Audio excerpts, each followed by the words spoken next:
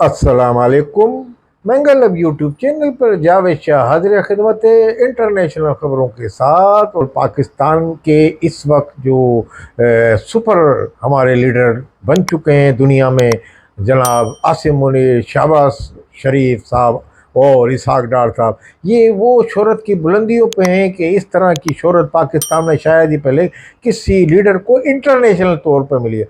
उनका पाकिस्तान में क्या मुकाम होगा, पाकिस्तान की सियासत में क्या है, वो उससे कतई नज़र, मगर दुनिया में इस वक्त जो डंका बज रहा है वो इस वक्त पाकिस्तान के अरबाब इक़्तिदार के जो ये हमारे हैं वज़ीर आज़म साहब और chief field marshal Asim Munir साहब का।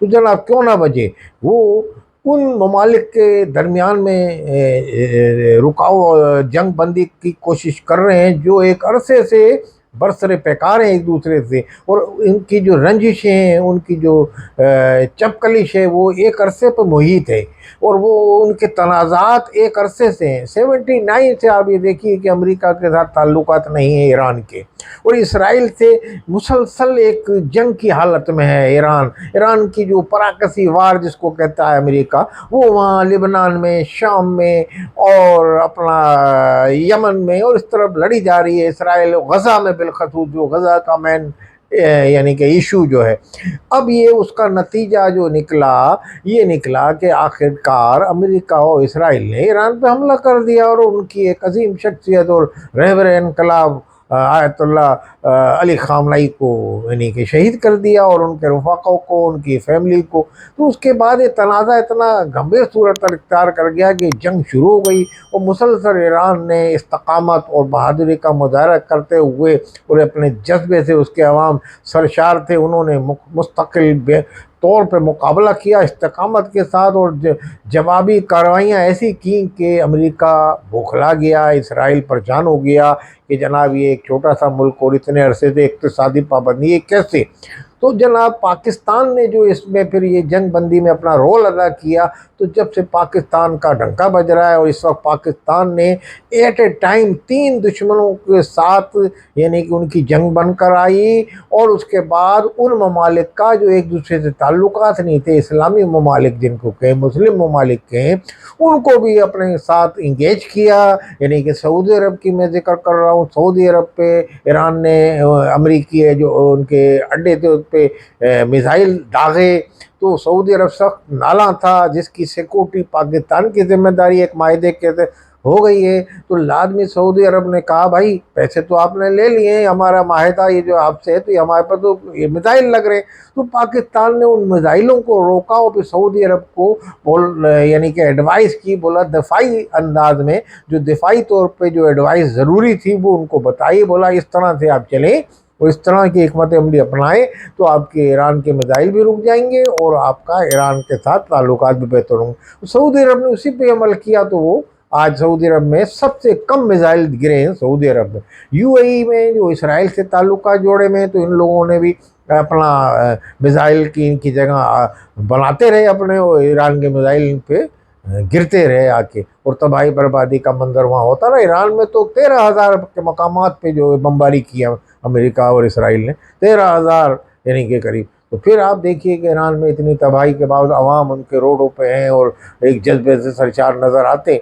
अब हालात अब ये स्टेज पे पहुँच गए हैं कि पाकिस्तान ने आज की जो ताज़ा खबर कि जंग बंदी में तोसी करा दी है, जो कल ख़त्म हो गई थी डेडलाइन और बमबारी शुरू हो जाती अगर दोनों फरीक टेबल पे नहीं बैठते, मगर तोसी कर दिए ट्रम्प ने ये कहा है कि जनाब हम इसको जब तक ये मामला मुज़ाकरात हमारे चल रहे हैं तो किसी फाइनल नतीजे पे पहुँचेंगे, तो ये जब तक हम तोसी रखते हैं इसको, तो एक गैर मुइना मुद्दत समझ लें आप।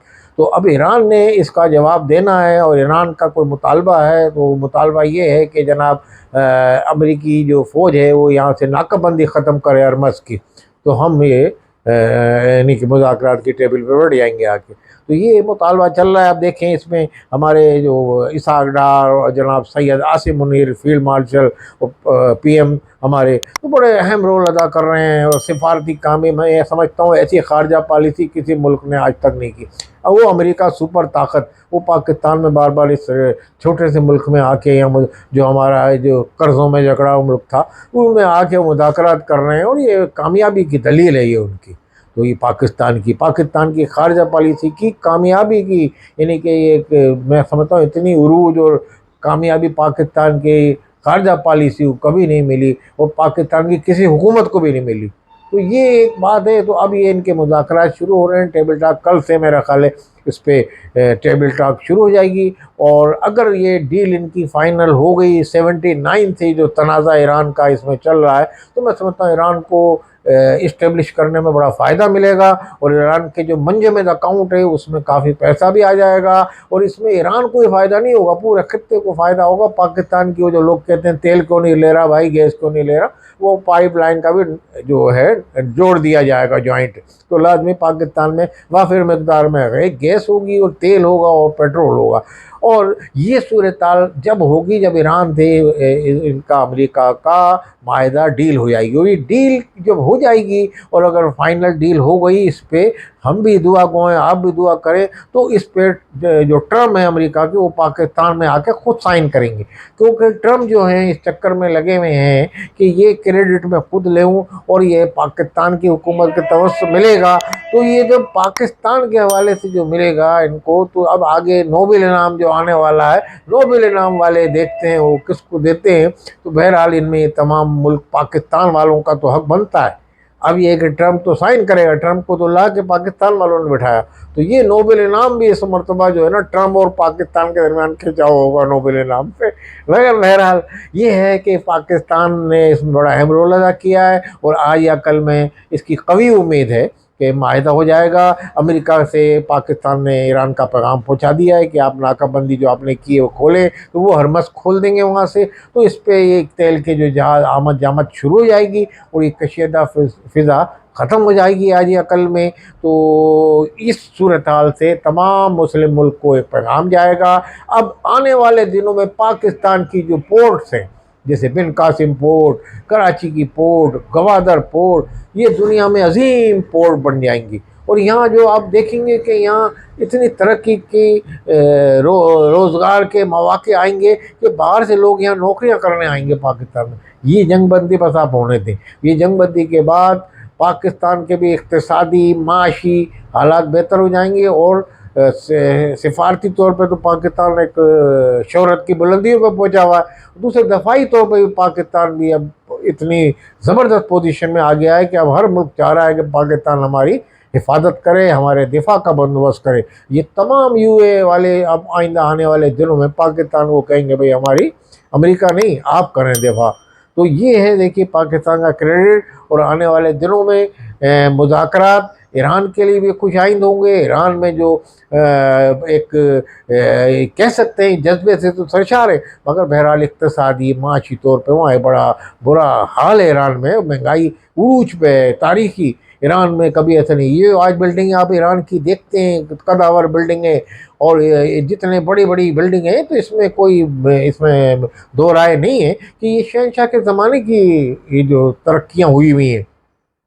لازمی انہوں نے بھی کیونکہ مگر جو بنیادی عمارتیں ہم ان پہ تاریخ دیکھ سکتے ہیں کہ کون سی ہوئی ہوئی ہے اور یہ یعنی کہ اتنی جو یادگاریں بنی ہوئی ہیں تو یہ تمام شہنشاہ نے بہرحال ترقی کی تھی. بہرحال وہ لبرل اور سیکولرزم کا ایک بندہ تھا مگر بہرحال اس میں اسلامیزیشن کا عمل نہیں کرتا تھا تو اس لیے تحریک اٹھی اور جو ایک لمبی داستان ہے وہ ایک الگ موضوع ہے. مگر بہرحال آنے والے دنوں میں ایران کو اگر اقتصادی اور معاشی اور دفاعی طور پہ مضبوط ہونا ہے تو یہ مذاکرات امریکہ سے فائنل ہونے چاہیے اور کامیاب ہونے چاہیے یعنی کہ ناکامی کا سامنا نہ کرنا پڑے. ادروائز ایران بھی تباہی سے دو چار ہوگا خطے کے تمام ممالک تباہی سے دو چار ہوں گے اور پھر اس تباہی کو جو علاقے میں پھیلے گی کوئی نہیں روک سکتا. اس میں عام غریب آدمی بھی متاثر ہوگا اور خطے کے عوام تمام متاثر ہوں گے ہر ملک کے. یعنی کوئی عرب بھی نہیں بچے گا نہ پاکستان نہ بھارت. پھر یہ تباہی بڑھ جائے گی اور جنگ بڑی خطرناک ہوگی.